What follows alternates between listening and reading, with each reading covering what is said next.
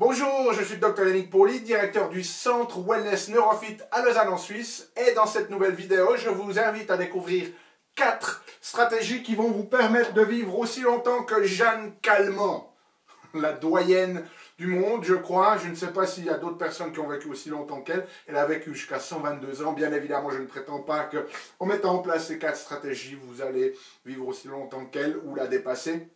Mais ce n'est pas une question de quantité d'années qui est importante, c'est une question de la qualité de ces années. La raison pour laquelle j'ai décidé d'illustrer cette vidéo par Jeanne Calment, c'est pour la simple et bonne raison, non pas parce qu'elle a vécu jusqu'à 122 ans, mais qu'elle faisait encore du vélo à 100 ans. Et tout ça pour illustrer que la qualité de vie est aussi importante que la quantité de vie. Mais j'aimerais partager avec vous 4 stratégies qui sont issues et qui sont des fois un petit peu contre-intuitives de ce qu'on pense qui est très très important en fait pour bien vivre et vivre aussi longtemps. Et ces 4 stratégies, elles proviennent d'un projet qui s'appelle le projet longévité. Et le projet longévité il est très très intéressant parce que c'est une des plus longues études qui a jamais été faite sur une population humaine. Et cette étude elle a été faite de la manière suivante. Dans les années 20, en 1921, il y a 1500 enfants aux États-Unis qui sont commencé à participer à cette étude alors qu'ils avaient 10 ans. Et les scientifiques, bien évidemment plus d'un, parce que certains sont morts déjà, mais ils ont suivi ces enfants pendant maintenant plus de 80 ans. Okay, donc c'est une des plus longues études jamais effectuées. Et ce qu'ils voulaient voir, c'est, eh bien voilà, on prend ces 1500 enfants, on les suit, et puis certains vivent très longtemps et très bien, et d'autres vivent très longtemps mais mal, et certains vivent court mais bien, et certains vivent court mais mal. Et quels sont les facteurs qui déterminent ces éléments-là? Et il y en a plusieurs. Aujourd'hui, j'ai décidé d'en partager 4 avec vous. Donc le premier facteur qui est très très important, eh bien, c'est les relations humaines. Okay.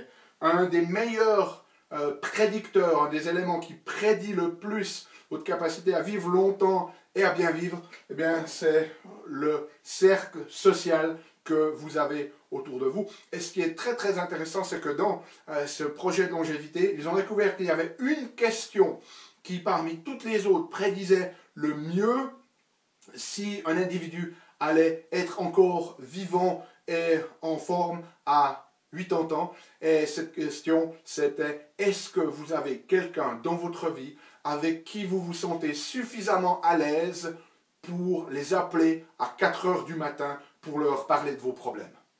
Et si la réponse est oui, il y a de fortes chances que vous soyez encore en vie, avec plein de vitalité, à 80 ans. Si vous répondez non, forte chance que vous n'y arrivez pas. Okay?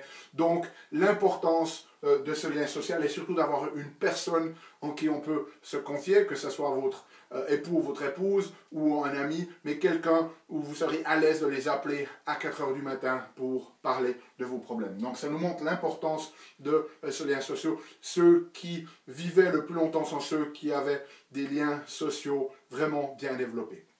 Et en fait, c'est très très intéressant parce que ces études montrent aussi que les personnes qui nous entourent sont bien plus importantes qu'un certain nombre d'autres choses. C'est bien plus important que l'activité physique que l'on fait, que ce qu'on mange. En fait, ce que l'on sait aujourd'hui, c'est que notre réseau social proche va nous influencer beaucoup plus que toutes ces autres stratégies. Donc, par exemple, ce que ça veut dire par là, c'est que si, mettons, vous voulez être bien psychologiquement, il faut que vous soyez autour de gens qui sont bien psychologiquement. Si vous êtes entouré de gens qui sont dépressifs, qui vont mal, eh bien, vous pouvez faire toutes les choses que vous voulez pour essayer d'améliorer votre propre bien-être, ça va être très très difficile. Même chose si vous voulez par exemple perdre du poids, que vous êtes en surpoids et que les personnes autour de vous sont toutes en surpoids obèses, ça va être très très difficile. Donc nous sommes un petit peu comme le disent certains motivateurs, nous sommes la moyenne des 5 personnes avec lesquelles on passe le plus de temps.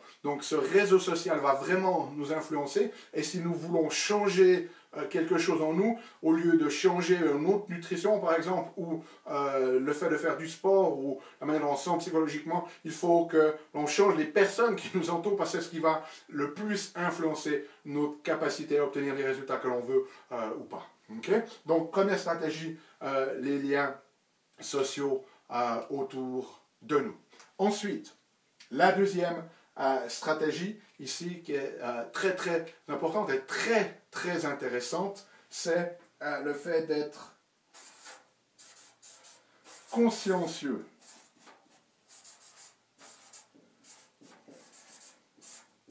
Et ça, c'est vraiment une surprise de cette étude, qui ont découvert que les personnes qui étaient consciencieuses sont celles qui ont vécu le plus longtemps. Et ça, c'est vrai quand ils ont étudié au niveau des enfants. Ceux qui étaient le plus consciencieux de faire leur travail scolaire, par exemple, sont ceux qui ont vécu le plus longtemps. Et c'était la même chose à l'âge adulte. C'est de vraiment bien faire les choses. Donc être consciencieux, c'est faire les choses vraiment bien. Okay? Vraiment avec engagement, si vous voulez. Et ça, c'est vraiment très très intéressant. Il y a d'ailleurs une autre étude qui est vraiment pour moi phénoménale, qui vous montre à quel point finalement ces facteurs psychologiques, quelque part, ce qui se passe dans notre esprit est tout aussi important que ce qui se passe dans notre corps. C'est une étude qu'ils ont faite chez les personnes qui ont eu un infarctus, une attaque cardiaque. Et ils ont pris ces gens-là et ils les ont suivis pour voir qui refaisait une deuxième attaque. Et ils ont mis un groupe où ils ont donné des médicaments à prendre, et un groupe a reçu les vrais médicaments, et un autre groupe a reçu un placebo. Et ils ont suivi ce groupe, et ils ont aussi testé ces marqueurs, si vous voulez, psychologiques, comme le fait d'être consciencieux. Et les patients qui ont pris leurs médicaments consciencieusement ont eu moins de deuxième attaque cardiaque que ceux qui ne les ont pas pris consciencieusement. Et en fait, le fait d'être consciencieux prédisait beaucoup plus ce qui allait se passer que le fait d'avoir eu le vrai médicament ou pas. C'est-à-dire que quelqu'un qui a pris le placebo de manière consciencieuse, okay, a eu de meilleurs résultats que quelqu'un qui avait le vrai médicament, mais qui ne l'a pas pris de manière systématique, de manière consciencieuse. Donc ça nous montre à quel point ce genre de facteur psychologique, okay, est très très important. Et consciencieux de nouveau, ça veut dire quoi? Ça veut dire bien faire les choses. C'est-à-dire quand vous les faites, vous y allez, vous les faites avec plaisir, vous les faites avec enthousiasme, vous les faites avec énergie, vous les faites avec engagement. C'est ça que ça veut dire. Pas faire les choses à moitié et en grognant, si vous voulez. Okay? Troisième aspect, la contribution. Alors, ils ont, dans cette étude, vu que les gens qui avaient un bon lien social autour d'eux, eh bien, finalement, vivaient longtemps. Et une de leurs hypothèses, c'est que parce que, comme vous avez des gens autour de vous, ben, ces gens peuvent prendre soin de vous. Donc, leur hypothèse de départ, les scientifiques se disent, voilà, les gens qui ont de forts liens sociaux, comme ça, eh bien, c'est des gens qui vont recevoir du soutien, c'est des gens qui vont se sentir aimés, etc., etc. Puis en fait, ils ont remarqué que c'était l'inverse. C'est-à-dire que le fait d'avoir de bons liens sociaux, ce qui vous fait vivre plus longtemps, ce n'est pas parce que les autres peuvent vous aider, mais c'est parce que vous avez plus de personnes à aider. Donc le plus vous servez, le plus vous contribuez, le plus vous apportez quelque chose, le plus vous partagez votre talent, votre unicité dans la vie, le plus vous allez vivre longtemps et bien. Donc contribuez, donnez, participe à la longévité, à la qualité de vie dans cette longévité. Très intéressant, on a cette expression, ça on dit, ah, les meilleurs partent en premier. Eh bien non. Okay? Ça c'est un de ces trucs que cette étude a montré. Les meilleurs, ceux qui donnent, ceux qui partagent, sont ceux qui vivent le plus longtemps. Et finalement, dernier élément, le stress. Hein, le stress qui a mauvaise réputation. On a tendance à dire le plus vous êtes relax, le plus longtemps vous allez vivre. Eh bien, non. C'est un équilibre. Il faut un équilibre de stress. C'est-à-dire qu'il faut qu'on ait quand même une certaine demande sur nous-mêmes. Pas trop, non plus, mais il faut qu'on ait une certaine demande. C'est une question d'équilibre, c'est une question de courbe. Hein, ici, comme ça, où on a une quantité optimale de stress. Si on a des demandes ici, si on n'a pas suffisamment, eh bien, on va être dans l'ennui. Okay. Si s'il y a trop, on va être dans le burn-out ou l'épuisement, mais c'est un principe universel d'équilibre. Cette étude l'a montré, il faut une certaine quantité de stress. Hein, il faut, finalement, on avance le mieux, on dure le plus longtemps quand on a un équilibre de soutien, de challenge, de demande et d'appui, si vous voulez. Donc, il faut une certaine quantité de stress. Dans l'étude sur le projet longévité, les gens qui travaillaient le plus dur sont ceux qui ont vécu le plus longtemps et le mieux. Une fois de plus, les gens qui étaient vraiment engagés, avec enthousiasme, avec énergie dans ce qu'ils font, sont ceux qui ont vécu le plus longtemps. Donc voilà, quelques stratégies à garder à l'esprit. Une fois de plus, mettez-les en application.